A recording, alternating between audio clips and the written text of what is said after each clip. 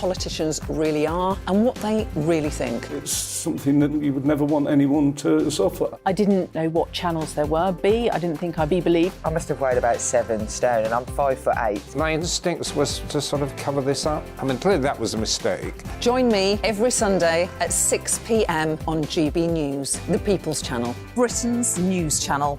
Hello there, it's Eamon Holmes here from Breakfast on GB News. We're not just on your television and your screens, you know. We're on DAB plus digital radio, so you can listen to your favourite shows on the move. If you've not yet listened to GB News Radio, it's very simple. We're on your radio player and TuneIn apps, on your smart speaker, phone or tablet, or online at gbnews.uk. Take us with you wherever you go. GB News Radio. You never have to miss a moment of the People's Channel.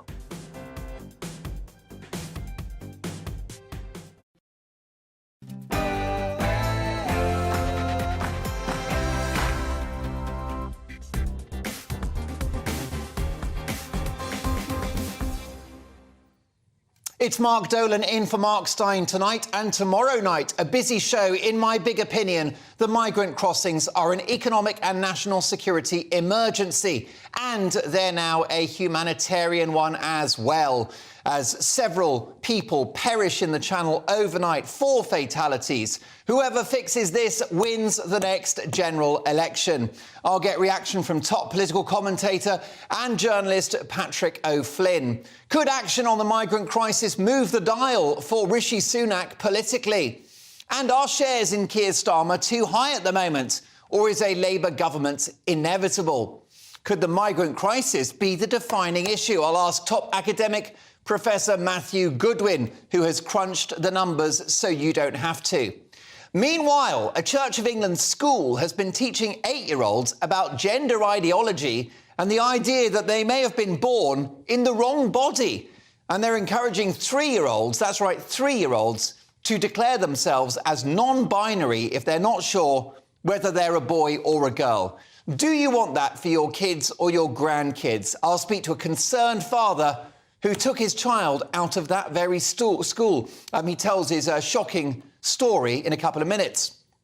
And as Elon Musk reveals the shocking levels of censorship on Twitter before he bought it, could his exposé see America's medical chief Anthony Fauci in jail? Also, have we been selling our DNA to the Chinese? What could possibly go wrong? Alex Marshall from The Spectator has the story. I want to hear from you throughout the programme. GB Views at gbnews.uk. A busy hour to come. My big opinion next on that migrant crisis and my solution. But first, the headlines with Polly Middlehurst.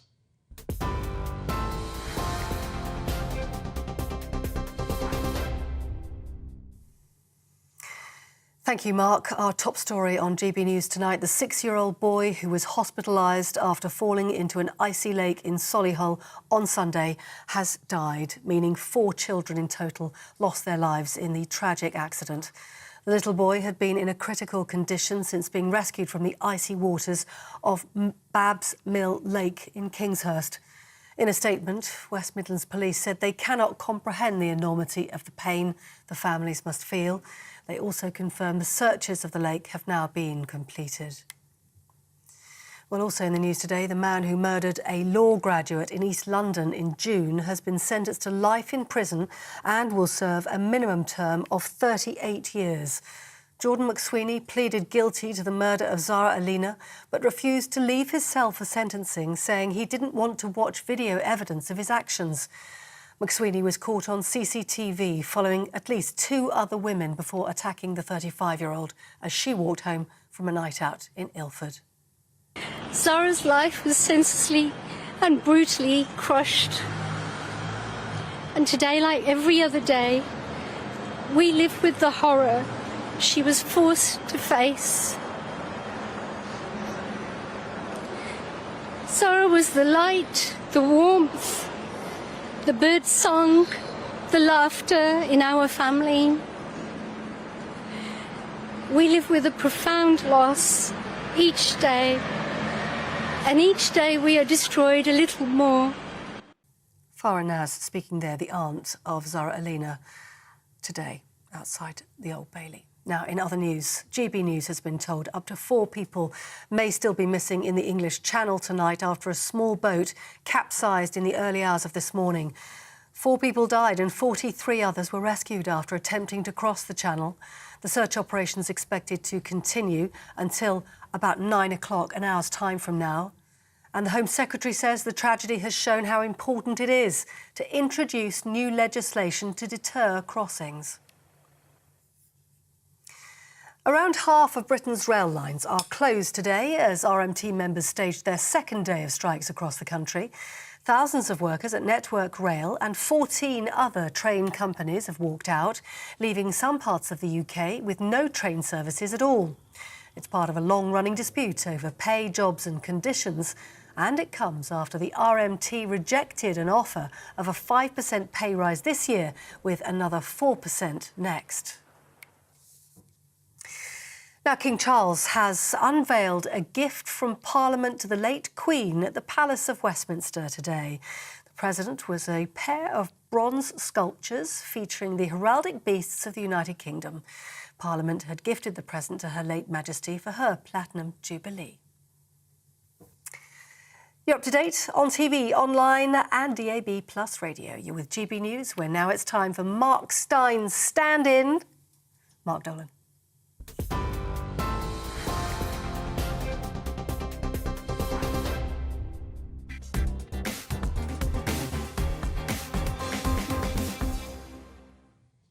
There is no stand-in for Polly Middlehurst, who returns in an hour's time. An absolute tragedy is playing out in the English Channel. The Telegraph report that 4 people died this morning after a small boat thought to be carrying nearly 50 migrants ran into difficulties. 43 migrants were rescued in the operation, involving up to 10 English and French vessels. More than 30 of those rescued were pulled from the water after apparently falling in at the Sandetti bank halfway between France and Britain. We understand that some of the survivors are still fighting for their lives in hospital. A reminder, if you needed it, that notwithstanding the fact that the law is being broken, these migrant journeys across a perilous and at the moment icy patch of water is a humanitarian crisis. What happens every day with sometimes as many as 1,000 people hitting our shores when the waters are calm is an economic, infrastructural and national security disaster. But above all, allowing this trade to continue at the hands of unscrupulous international criminals is morally unacceptable too. These heartless gangsters take money from desperate people on the promise of a new life. They couldn't care less if they perish in the water. Now, you know how cold it is at the moment. Can you imagine what these poor people went through earlier today? It's an untold horror for which there are no words. Getting a grip on this crisis is fast becoming the #1 priority for this government, if it wasn't already. If we do nothing, we'll see hotels and holiday parks filled up by the day at an estimated current cost of just under £50 million a week. Britain has always given refuge to those who need it. And the tragedy of the current situation is that the proportion of individuals exploiting the system, potentially with the help of loophole lawyers, makes it harder for those who genuinely need refuge to get it. They are shoved to the back of the queue, or at the very least, they must wait longer as the authorities process spurious applications. Like, for example, young Albanian men. Far from being war-torn, Albania is a beautiful, democratic and safe country. It's a NATO member, which hasn't seen conflict for a quarter of a century. It's more peaceful than the bloody Isle of Wight.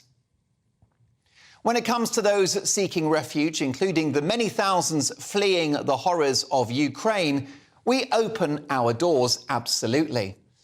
But to those chucking their mobile phones and documents in the water as they cross in boats, covering their faces and running for the hills on arrival, not so much. The British people are famously welcoming, but will not tolerate a chaotic and uncontrolled situation in which individuals land on our shores and then just disappear into our cities, towns and villages. That's not how you do it. Try doing that in China. Good luck with that. We are a modern democracy in which we have systems If you come, we need to know who you are, your circumstances, and yes, where you're really from, as Lady Susan Hussey would put it, so your case can be considered. When did that become controversial? It isn't.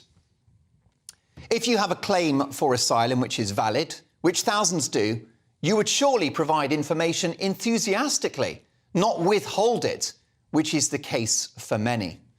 The government has been asleep at the wheel on this one. Rishi Sunak has clearly taken steps, as announced in the House of Commons yesterday, including a deal to return Albanians as it's a safe country. But it won't stop there. Tackling this human tragedy is Sunak's greatest test, and I would argue potentially his Falklands moment. The politics of this are huge. If nothing changes, he's in trouble. Get this right, and he wins the next election. The decision is his.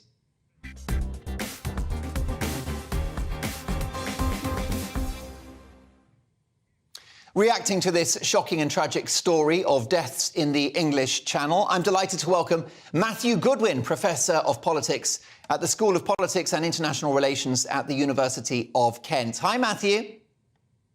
Hi, good evening. This is a humanitarian tragedy, and all politicians should be focused on it, particularly Rishi Sunak, because it could be decisive for him at the next election.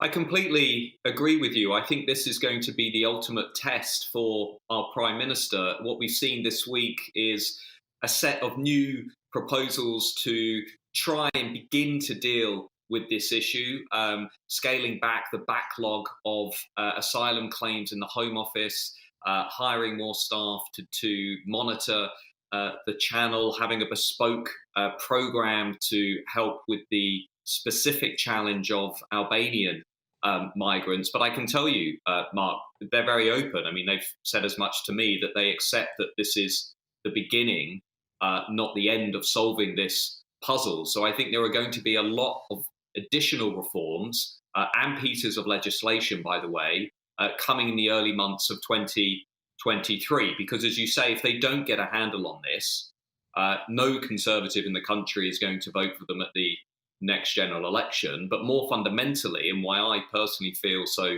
strongly about this, more people are going to lose their lives. And we cannot keep ourselves in this ridiculous situation where people are being trafficked and abused by criminal gangs because we don't have a functioning asylum system. Matthew, do you think the political and media class have ignored this issue for too long? Oh, I think everybody has failed to get their arms around the system. I think if you look at British politics over the last 20 years, whether Labour or Conservative, we've had a succession of governments that have overpromised and underdelivered on the issue of asylum and migration. I mean, look at the 2010s as an example. First, David Cameron said it was because he was in a coalition with the Liberal Democrats that he couldn't take tough action. Then people gave him his own majority. Then he said it's because we're in the European Union, we can't take tough action. So the people voted for Brexit. Then they said we didn't have a big enough majority. Well, Boris Johnson then wins an 80-seat majority in 2019. And we're still in this position where a succession of leaders have failed to do the things they need to do in order to get at the root of this problem. And what are those things? They need to reform the Modern Slavery Act. They need to raise the thresholds that are being applied to people who are claiming they're being abused and enslaved. They need to reconsider the country's relationship with the European Convention on Human Rights, because it's the European courts that are making the Rwanda plan currently unworkable. And they also need to make it crystal clear, finally, that anybody who arrives in the country illegally will not have any viable route to working or staying in the country. If you do all those three things, this crisis is resolved. And more importantly, people don't lose their lives. If we just continue to tinker around the edges, a little bit of reform here, a little bit of tough talk there, we're not going to deal with this issue, and more people, tragically, are going to lose their lives. Matthew, the clock's against us. Might you be able to stick with us over the break? Absolutely. This is an absolutely urgent story. It's the #1 political issue for the Prime Minister, so we're going to come straight back to it. Coming up later in the show, the Church of England school telling 8-year-olds they may have been born in the wrong body. What would God think of that one? I'm joined in an exclusive interview with a concerned father who took his child out of that very school. It's going to be must-see television later in the show. But next up, could action on the migrant crisis move the dial for Rishi Sunak? If he gets it right, does he win the next election? And what about Labour? We're told to expect a 300-seat landslide, but are shares in Keir Starmer currently too high? We'll go back to Matthew Goodwin for his view on that, and live in the studio, Spectator columnist Patrick O'Flynn. Don't go anywhere.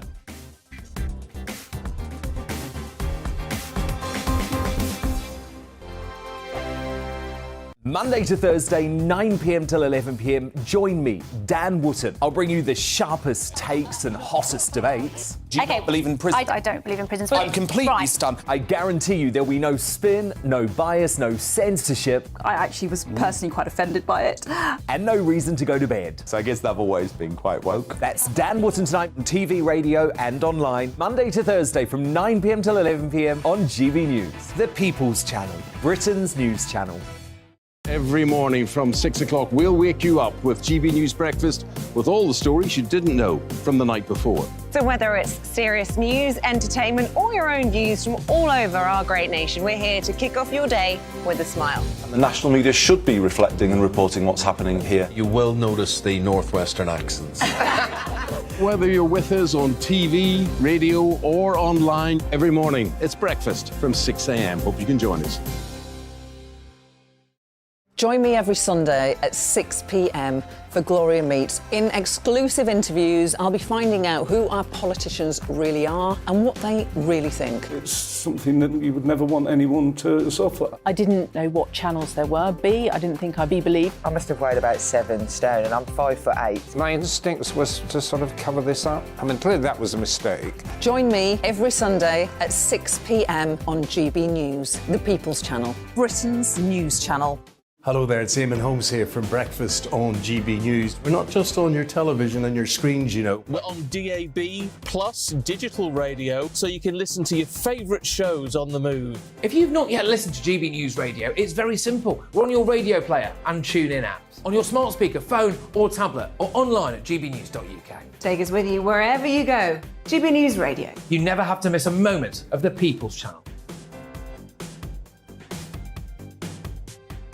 My name's Tom Harwood and join me 9:30 a.m. every weekday for The Briefing, your one-stop shop for everything you need to know about what's going on in politics today. I wonder if this is a deal that might need to be like the biscuits in this factory, twice baked. Is there not an opportunity here to win out against the extremes? Tom Harwood, GB News. What are you going to do about it? Things should have been done differently, and they certainly are being done differently. Don't miss it. The Briefing with me, Tom Harwood, 9:30 Monday to Friday on GB News. Hello, I'm Simon Evans. Join me on GB News for Headliners at 11 p.m, where I'll be joined by 2 of the country's top comedians as we take a look at tomorrow's newspapers tonight. If it's a big story, we'll be covering it, I guarantee, but we'll also have some fun along the way. That's GB News Headliners at 11 p.m. We won't put you to sleep, unlike some of the other paper review shows out there. So join us, 11 p.m, 7 nights a week.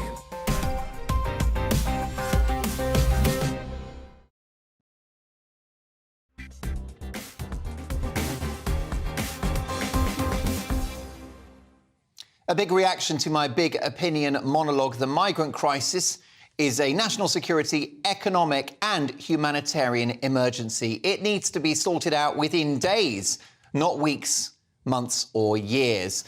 Reaction is coming in thick and fast. GB Views at gbnews.uk. Melissa, what have you got for me? Let's have a look. OK, we're having trouble with the feedback at the moment. Oh, yes, here we go. Let's have a little look at this. We have got reaction from Stuart, who says, no, Rishi Sunak will say all of the right words and do the opposite. No, Rishi Sunak won't sort this out, says Trisha. I'm sick of this government. All talk. In fact, I don't recognise the government that we elected. I don't trust any of them. Leslie says, of course he's capable, but he will not. OK, well, there you go. Some of the viewers not backing Rishi at the moment. Later in the show, by the way, a Church of England school is telling 3-year-olds they can be non-binary if they're not sure whether they're a boy or a girl. We'll be speaking to a concerned father who's taken his child out of that very school. But let's get back to this migrant story. Rishi Sunak has outlined his 5-step plan to tackle illegal immigration, including a deal with the Albanian government to return Albanians who enter the country unlawfully. If Sunak can get results in this intractable issue, could it help him politically? Could it be his Falklands moment? And what about Labour? Is a 300-seat landslide, as recently predicted, realistic? Or are shares in Keir Starmer too high? I'm joined live in the studio by top journalist and political commentator Patrick O'Flynn.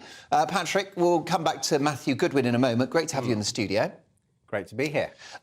Shocking event this morning. 4 fatalities, several others fighting for their lives. This is a moral, economic and national security imperative, isn't it?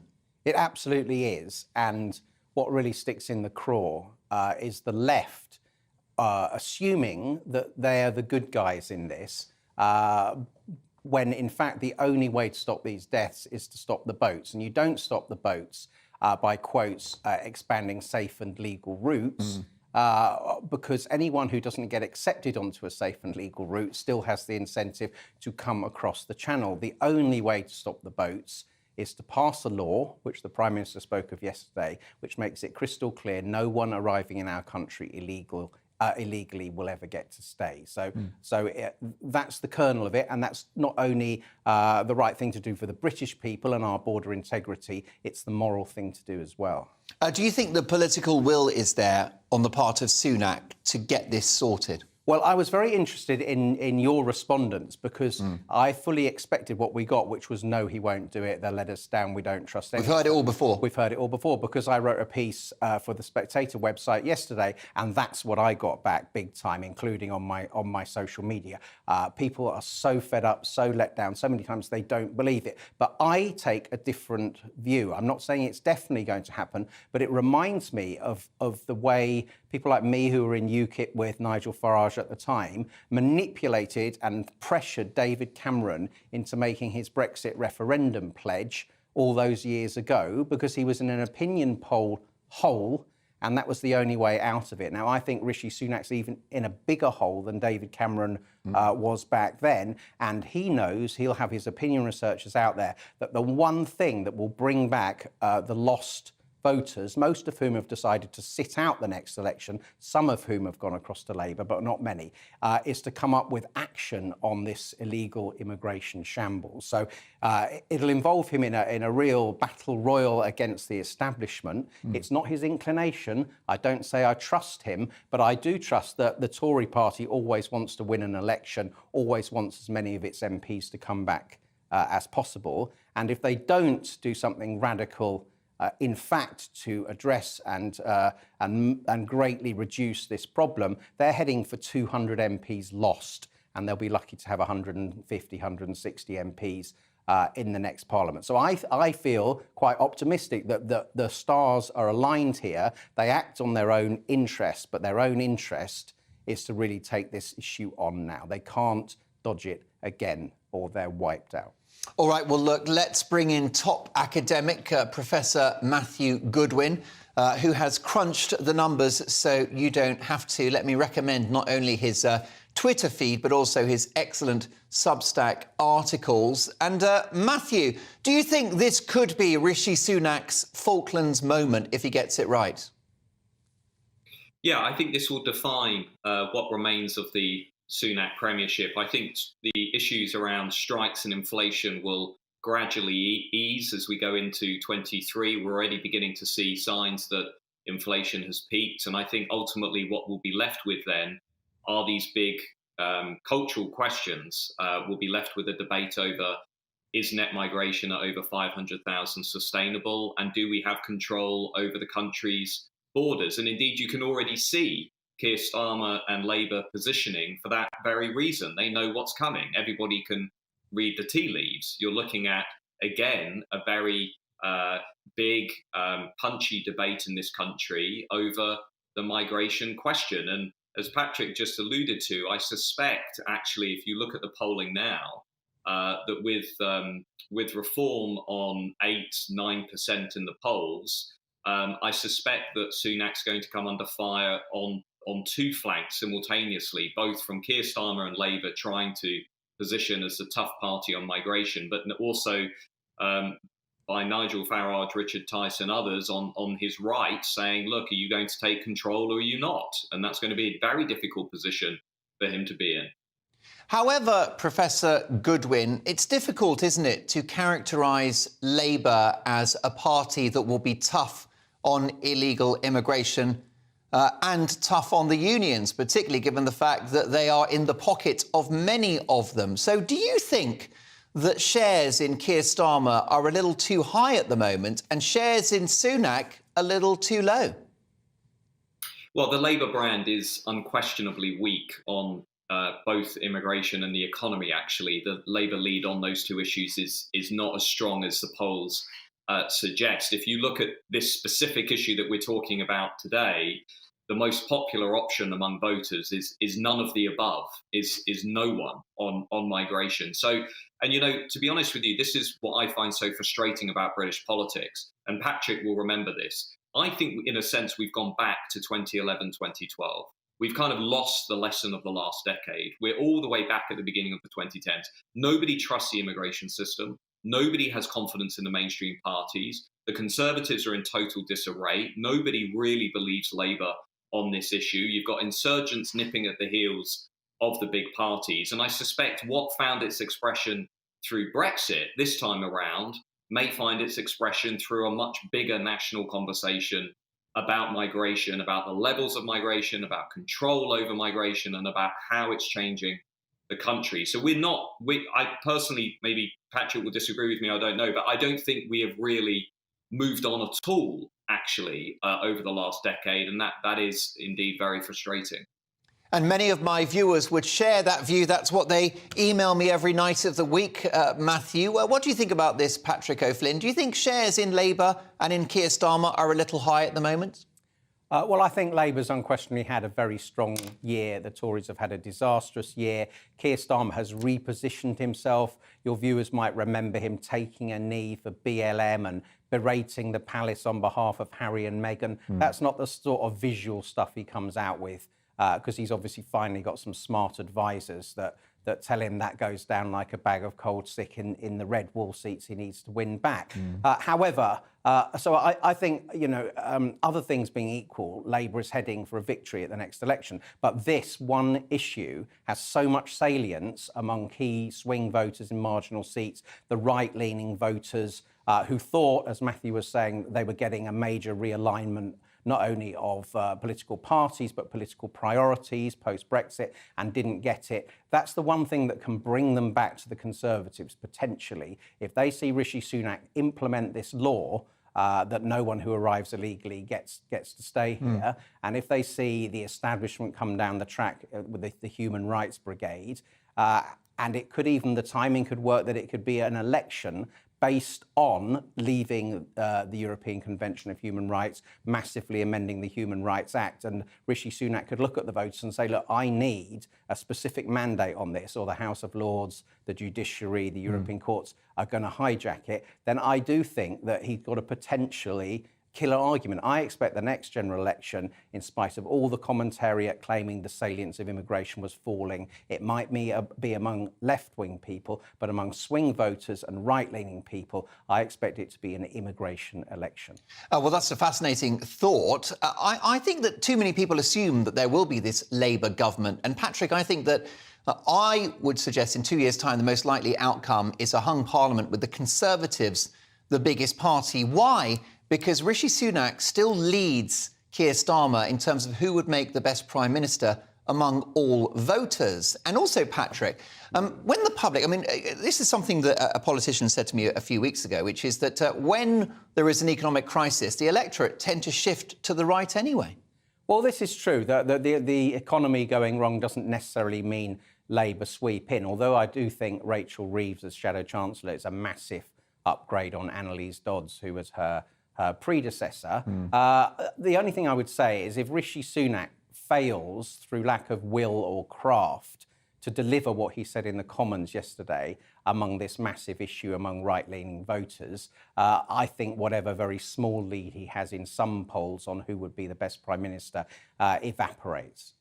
What do you think about this idea of the likelihood of a Labour government? I think you spoke to a business conference recently, Matthew, in which you said that they should get ready for a Labour government. Do you still hold that view?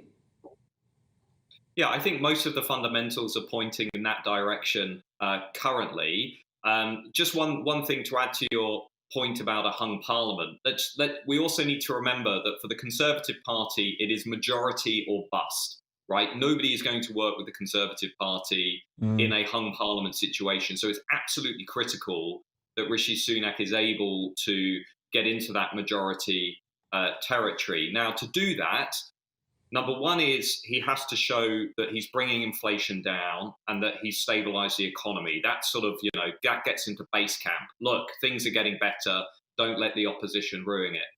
The other key thing he needs to do in the new year, which is why the proposals this week really matter, is he needs to be able to say the backlog in the Home Office is coming down, the number of Albanians is coming down, and the number of people staying in hotels that are costing, 6 million quid a day, that's all coming down, right? That's also part of his overall strategy. But then beyond that, and I agree with Patrick on this, I think beyond that, it's all going to come down to what this Rwanda judgment in the High Court says on Monday. And if indeed the legal system, the judiciary decide that Rwanda is a no-go, then that is going to set Rishi Sunak up actually quite nicely politically to say, right, OK, a little bit like Boris Johnson in 2019, what I've got to do is take on the blob. I completely agree with Patrick. Is his heart in it? Is his instinct in it? I think there's an open question there. But there's another school of thought in Westminster, that says right from the very beginning, people have underestimated just how culturally conservative Rishi Sunak is. And it may be pushed against the wall. Maybe he actually had some fight in him to say, I am going to take this ECHR issue on. I am going to take this modern slavery issue on. I am going to go up against, quote unquote, the blob and so on. And I'm going to take them on. And that probably, you speak to his election advisors. They say the path to victory is narrow but steep. That's probably the only play he has to get a majority at the next election. And I think you're right about some of Sunak's more conservative instincts. Let's not forget that as a young politician just in 2016, he risked his political future by backing Brexit, which was not the politically expedient thing to do at the time, especially under his boss, David Cameron. Matthew, brilliant to have you on the show. Check out Matthew's excellent Substack articles. Go to matthewjgoodwin.org, Professor Matthew Goodwin, and check out Patrick O'Flynn's excellent latest article for The Spectator magazine. Coming up, could America's top medical chief, Anthony Fauci, wind up in jail? And would that have Chris Whitty and Patrick Vallance quaking in their boots? Is the COVID house of cards beginning to tumble? But next up, you won't believe this, a Church of England school is telling 3-year-olds they can be non-binary if they're not sure whether they're a boy or a girl. And it's telling 8-year-olds that they may have been born in the wrong body. We'll speak live to a concerned father, Calvin Watts, who briefly took his child out of that very school. An unmissable interview and a shocking story. That's next.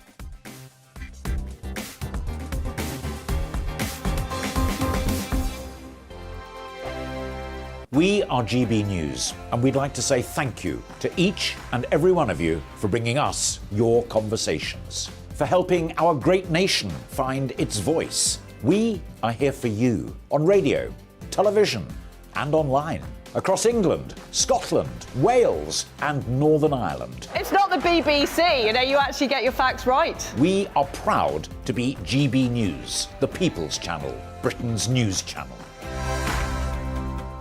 Hi there, it's Stephen and Anne. At breakfast from 6 a.m, you'll always be caught up with everything you need to know, the latest headlines, opinions and debates. We'll bring you the good news and the bad, but most of all, we're here for you. Remember, send in your views and let us know what you would like us to talk about. That's because we're your news channel. And every morning at 6 a.m, it's breakfast on GB News. Monday to Thursday on GB News, it's Bev Turner Today from 10 a.m. We're going to be here for you, our GB News family, to keep you up to date, but also make you smile. The guy went from puberty to adultery. And I can't wait to bring a few of my own opinions. I have no time for cultural totalitarianism. We'll engage in passionate, but always polite debate, with your thoughts and opinions at the centre of it all. Only on GB News, the People's Channel, Britain's news channel. Join me, Nana Akue, Saturday and Sunday afternoons on GB News. Expect fiery debate and passionate discussion as me and my panel tackle some of the biggest topics hitting the headlines. It's a place for everyone's opinion. No one gets cancelled, but no one gets an easy ride. Oh, she's on it today! Be ready for conversations that are fierce, frank, and of course, fun. Every Saturday and Sunday afternoon from 4 p.m. on GB News, the People's Channel.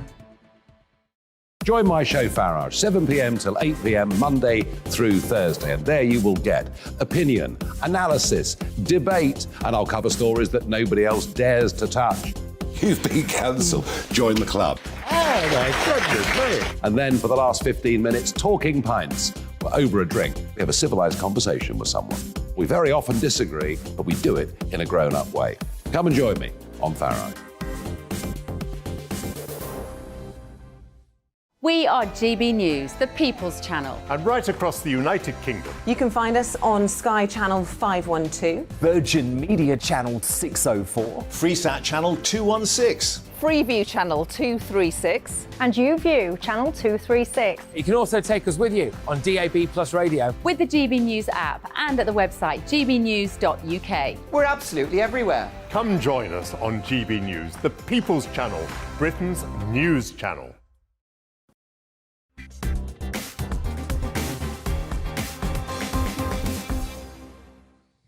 Welcome back to the show. It's Mark Dolan in for Mark Steyn. A Church of England primary school has justified secretly teaching 8-year-old children that they can be born in the wrong body and encouraging the idea that 3-year-olds can declare themselves as non-binary to their parents. In other words, they don't have a sex at all. Parents Calvin and Nicola Watts, who are being supported by the Christian Legal Centre, removed their children from St Michael's Church of England primary school in Tenderden in Kent after discovering that their 8-year-old child and classmates were being given what many consider inappropriate teaching on gender identity. It's a shocking story. Calvin Watts joins me now. Hi, Calvin. Good evening. Thanks very much for having the courage to talk about this on the national television and radio airwaves. What exactly was your child exposed to? So the children were shown a video and it's called It Feels Good to Be Yourself. And basically the video shows the children, basically they can change their gender and it's up to them really. It says that the doctors guess the children's gender at birth and as they go on through life, even to the age of 3, that they can be non-binary. I see, which of course is medically inaccurate, biologically wrong. Was it one of your children that was read this or shown this video and read this book? Yes, yeah. To our knowledge, it was only one of our children, along with the whole of the class. And your child is 8 years of age? Correct. And has essentially been told that when a baby's born, that's just guesswork on the part of the doctor, and that your child, for example, could well be born in the wrong body. That's right, yeah. OK, how did this come to your attention, Calvin? So we were unaware that the video was being shown, but thankfully another parent alerted us to it because the school has a dojo, which is basically a media platform where it updates the parents on what the children are learning. But it's like any media platform, when you're scrolling through, you don't always see things, or if you don't scroll through that day, things are easily missed, and that's exactly what happened to us. What was your reaction and that of your wife when you found out that they'd been shown this very creepy video? We were absolutely horrified, and as Christians, the whole reason we sent our children to that school was because it was a CV school, so we thought that there would be some level of protection against this. So we were absolutely shocked, and also shocked that the teacher could show a video which is this serious and with such damaging content without raising any red flags. She just went ahead and did it, and for that was a huge concern for us. You wouldn't expect children at a Christian school to be exposed to this kind of material.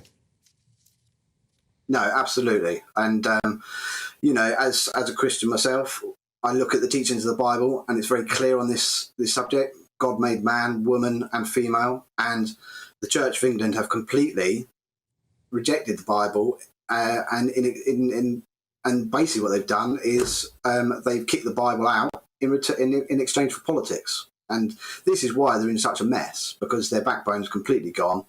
And the Bible sums it up very nicely, and it says that they have a form of godliness, but they deny its power. And this is why secular people, as well as Christian, Bible-believing Christians, are looking at the church saying, what do you actually stand for? And when are you actually going to return back to the Bible that you claim to believe?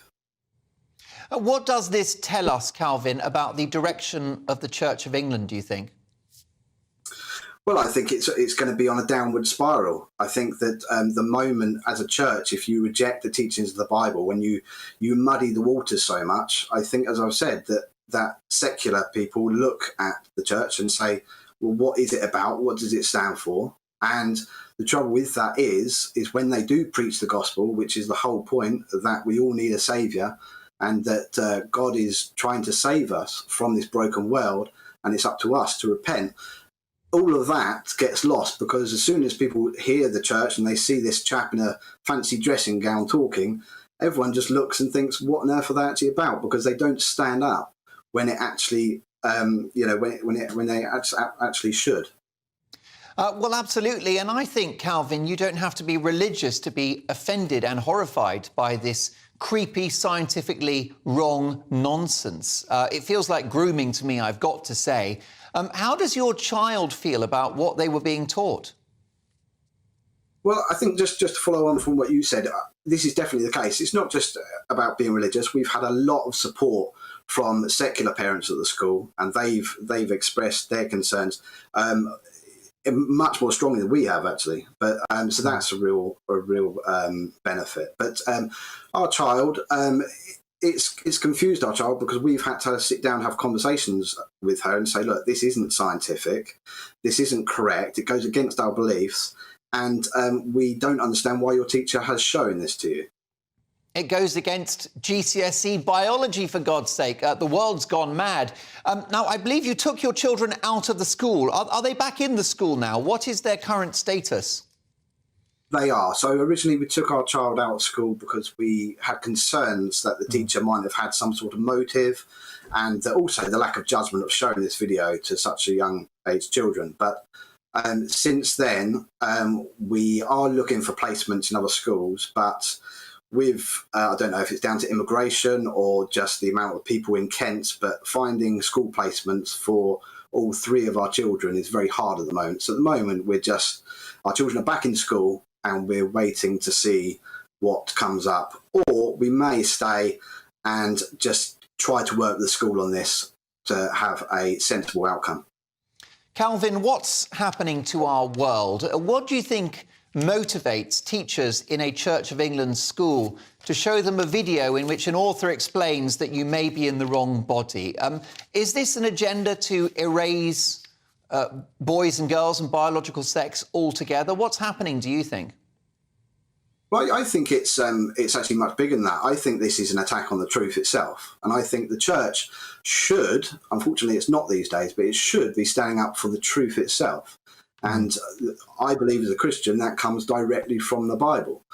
At the moment you deviate from that, you're going to end up in a mess. And that's where you can see that we are now. Society is wandering further and further away from the teachings of God. And we are becoming more and more in a mess. We're becoming more hateful, becoming more confused, and it doesn't work. Where if you stand on the Bible, okay, it may be offensive at times, but at least you can stand firm without wandering. And the trouble is, once we start making up our own truth, we're going to be in a mess. And this is, unfortunately, why the church is in such a state of affairs. And Christians who believe the Bible all around are pleading with them to just get back to the Bible. At least, whether you're Christian or not, you can deal with that. And they're not, if someone's being hypocritical, that's something which is really hard for people to deal with. Calvin, you've shown exceptional courage in coming on television tonight to tell me about this. And let me tell you that your children are in very safe hands. And I'm referring to you and your wife, not that school. However, we've had a response, courtesy of producer Melissa, who's been in touch with the school. Stuart Reeves of Tenterden Schools Trust said, whilst I understand Mr. and Mrs. Watt's concerns, I have found no evidence whatsoever to suggest the promotion of any particular ideology in this school. Whilst we would not expect parents to see or approve all of our teaching resources, we appreciate the need for greater transparency and clarity around certain topics and will endeavour to achieve this in the future. Now, it could be that the school are trying to be inclusive. That may be the plan. I'm sure that the staff and leadership at that school are doing their best. In other departments, perhaps doing a very good job. But I think it's the right of parents to know what is being taught in those classrooms. And it's just my view, and that of Calvin himself, that that kind of material is highly inappropriate. But what's your view? GB Views at gbnews.uk. Next up, could America's medical chief Anthony Fauci wind up in jail? And have we been selling our DNA to the Chinese? I'm normally very careful with my DNA, as Mrs. Dolan will tell you. It's a cracking story. You won't believe what we've got for you next. See you in 2.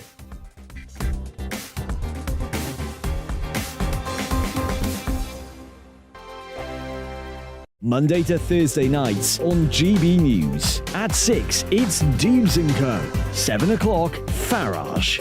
At 8, join Mark Steyn. And at 9, Dan Wootton Tonight, followed by Headliners. On TV, radio and online. This is GB News. Here on GB News Live, we'll be keeping you in the picture, finding out what's happening across the country and finding out why it matters to you. We'll have the facts fast with our team of reporters and specialist correspondents. Wherever it's happening, we'll be there from 12 noon on TV, radio and online. GB News, the People's Channel, Britain's news channel. Hello, I'm Michelle Dewberry and you can join me every weekday 6 till 7 on Dubes & Kerr. Me and my panel will get stuck right into the day's events and I can tell you, in fact, I can warn you, expect some robust debates, some strong opinions and perspectives from both sides of the fence. It's about you at home as well. I love to read out all of your comments, or at least as many as I can. So join me, Michelle Dewberry, Monday to Friday, 6 till 7 on Dubes & Kerr. We are GB News, the People's Channel. Why not take us home with you by visiting the GB News shop at gbnews.store. You'll find all the official merchandise, a really good present actually for yourself, your friends or your family. We ship across the UK mainland at no extra cost. GB News, the People's Channel. I'm Mark White. As GB News Home and Security Editor, I cover those key issues that are so important to you. Our authorities, our communities doing all they can to combat violent crime. With the public services under unbearable strain, why are we still failing to control our borders? Defence, the first priority of any government, has been continually hollowed out. Can we trust our politicians to protect the armed forces? Join me, Mark White, on GB News. We are GB News, right across the nation. You can get us on television, on radio, on digital. We're absolutely everywhere. Amazing! You see, amazing! You remind me of me in the European Parliament. But here's the most important bit. We are not part of the mainstream establishment. We think and speak just like you do. We are the People's Channel. Magnificent. That's really, really thoughtful. Come and join us on GB News, the People's News Channel.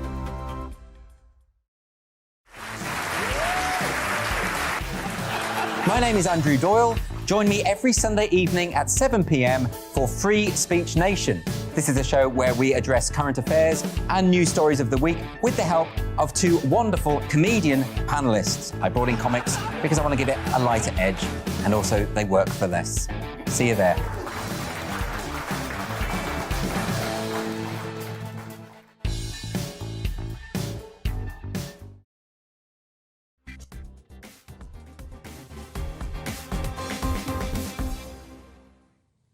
Welcome back to the show. Mark Dolan in for the brilliant Mark Steyn tonight and tomorrow night. Great to have your company. On tomorrow's programme, I'll be dealing with a politically correct music group who have got rid of their name. They're called Slaves, but for fear of offending people, they've changed their name. The world has gone mad. That's in tomorrow's show. Also, we're joined by top cardiologist Aseem Malhotra on deeply worrying statistics around the COVID-19 vaccine. And we'll bring reaction to the second instalment of the Harry and Meghan Netflix series with the brilliant Spectator columnist Cara Kennedy. There'll be lots of action in tomorrow's show from 8. But first, have we been selling our DNA to the Chinese? And if so, what could possibly go wrong? Meanwhile, Elon Musk has tried to restore free speech to Twitter. Could it result in America's medical chief, Anthony Fauci, winding up in prison?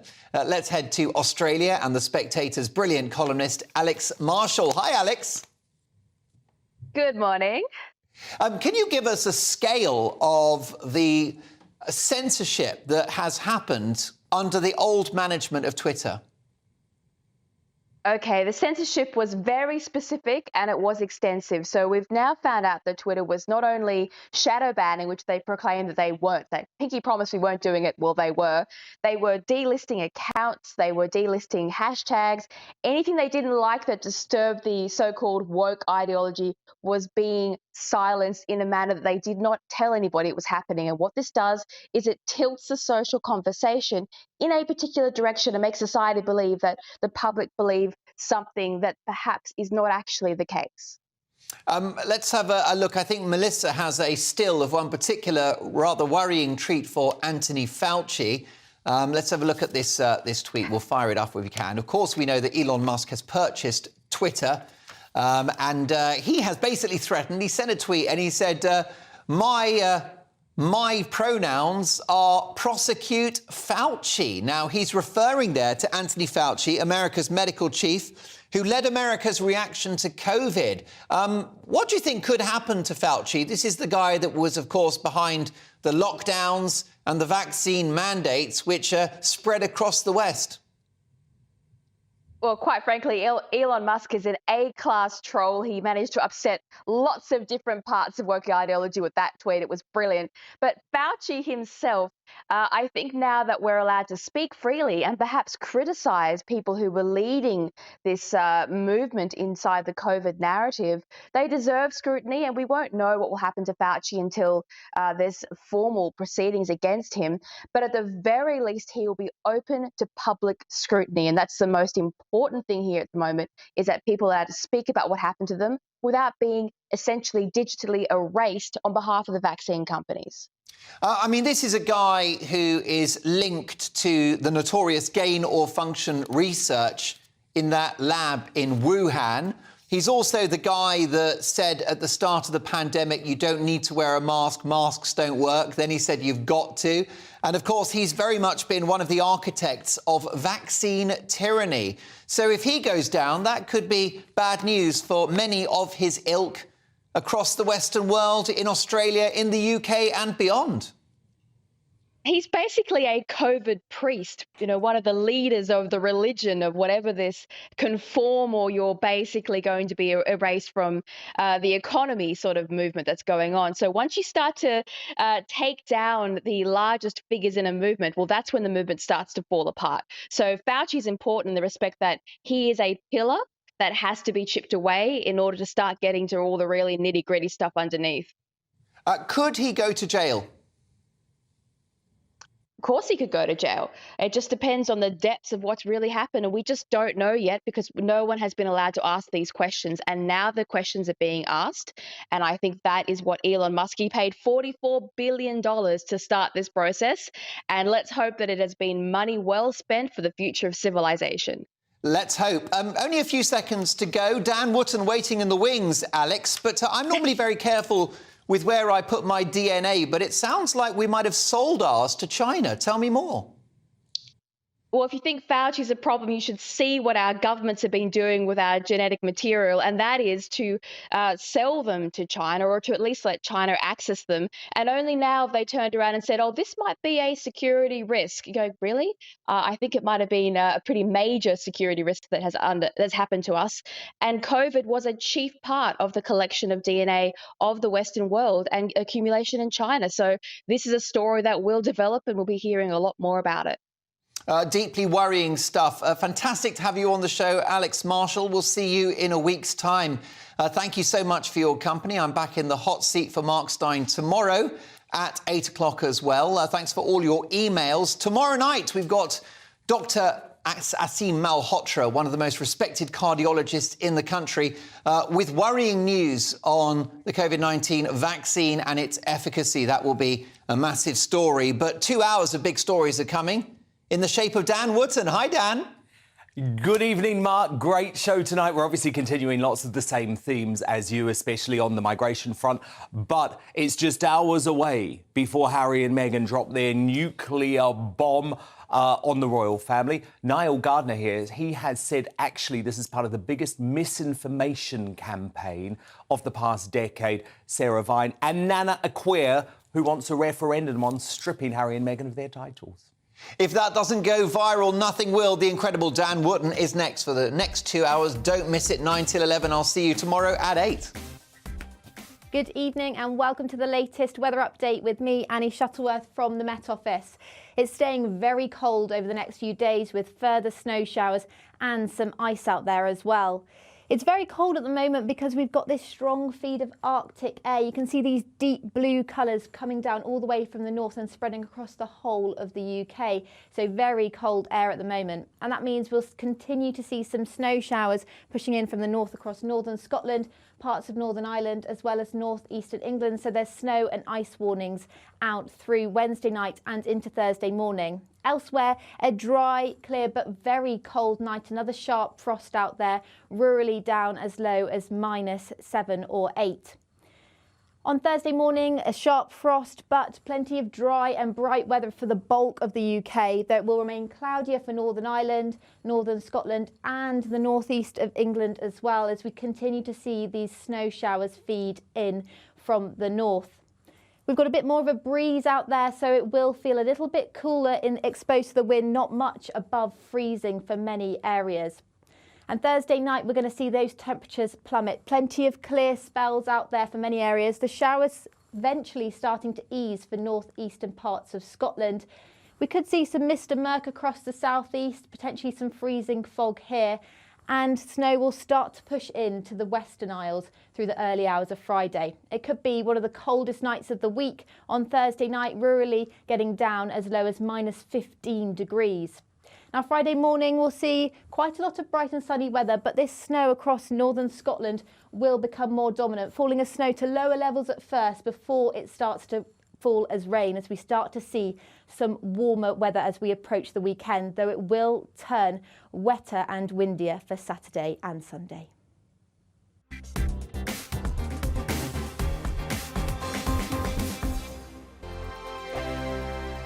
I'm Mark Dolan. Join me at 11 on GB News for Headliners, in which I'll be joined by two of the UK's top comedians discussing tomorrow's papers. If it's an important story, we'll cover it, but we'll have some fun along the way.